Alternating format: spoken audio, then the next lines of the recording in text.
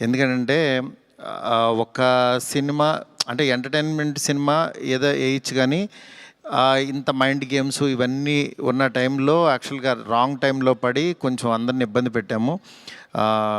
Sorry దానికి. Next first of all నాకు ఈరోజు ఏది ఏమైనా నాకు ఒక మంచి ఆపర్చునిటీ ఇచ్చిన ప్రభాస్ గారికి నా జన్మంతా రుణపడి ఉంటాను.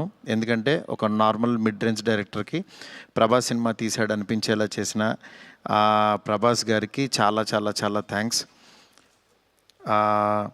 అట్లాగే ఈ సినిమాని 3 సంవత్సరాలు అంటే ఒక 9 మంత్స్కి ఒక సినిమా తీసే నేను ఒక 3 సంవత్సరాలు చాలా కష్టపడి ఇష్టపడి ఆయనకి నచ్చే విధంగా ఆయన్ని ఇంప్రెస్ చేస్తూ ఆయన ఎలాంటి ఇది చేస్తే బాగుంటుందో, ఆడియన్స్ ఆయన ఎలా చూడాలనుకుంటున్నారో ఆడియన్స్ ఫీడ్బ్యాక్లు తీసుకుంటూ ఒక ప్రోడక్ట్ చేయడం జరిగింది.